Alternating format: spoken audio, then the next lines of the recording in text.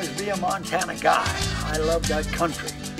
I wound up having a car when I was in the 8th grade. Didn't have a driver's license. I still had a car to work on. Then I joined the military. In the military, I wound up being a squad leader. I got a stripe before I even got out of boot camp. But after I got out of the military, there wasn't much drag racing going on in Montana. I moved to Southern California. Man, that's where the game was. There were 9 dragsters within a 1-hour's drive of my house in Long Beach. And built a Top Fuel car. I could be buddies with Ed Big Daddy Roth, and we raced together. I built a car called Ross Yellow Fang. It's now in Don Garlis' Hall of Fame Museum, and it was the first streamliner to go over 200. To me, it was human nature to do what I was doing. I always wanted to do stuff that other people didn't want to do or didn't do. I was an out-of-the-box thinker. I just kind of moved and did things without checking with anybody, I guess you could say. Raced for like 70 years. Many things. No front motor dragsters. Those were the ones with the big motor in the face. The guy said, you're kind of nuts to drive one of those things. Plus you sat on the rear end. Always building things just a little different than everybody else. And just like it seemed like the correct thing for me to do. Then we went to the rear engine cars. Yeah, that was a little better because the engine was in back of you. And we're going 200 miles an hour and we're going 250.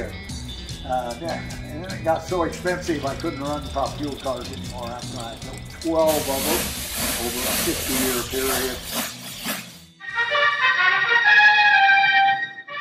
Well, when I was in the Air Force, I always loved the jet, so maybe I'll build a jet.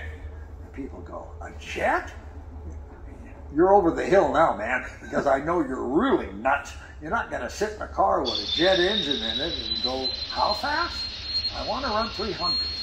And I was the 9th guy to run 300 in a jet. I wasn't the first, but a jet pushes you a couple different places on the track that's scary. The first couple of runs I made in that thing, it scared me to death after driving Top Fuel and going over 200 for thousands of runs. And then I got in that jet and that thing pushed certain times on the track that made your eyeballs want to come out of your head.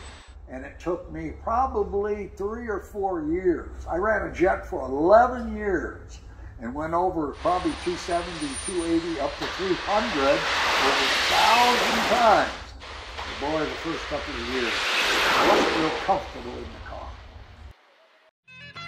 Well, I thank the good Lord that I'm still 84. I'm still moving and grooving and working, and I love to work. I work in my shop at home, or I work in my museum where we're at today. I love this place. It took me 3.5 years to do the inside of this place.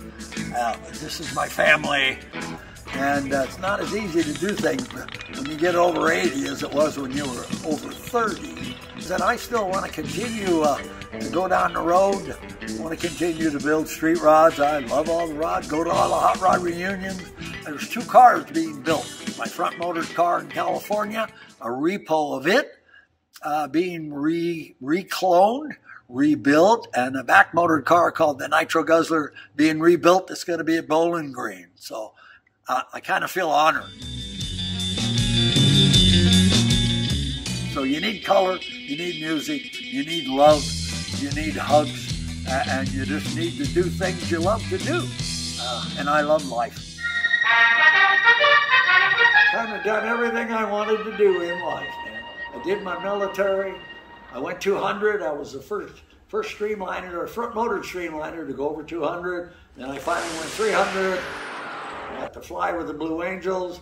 I'm an honorary Blue Angel. I've been upside down with me flying an F-18 Hornet Strike Fighter at 750 miles an hour and loved it. So, you know, the sky is high. If you want something, go for it. If somebody says it can't be done, show them that it can be done. Just love your life, love what you're doing, try to excel, do things that people say you can't do, and love your life, hug your neighbor, go from there.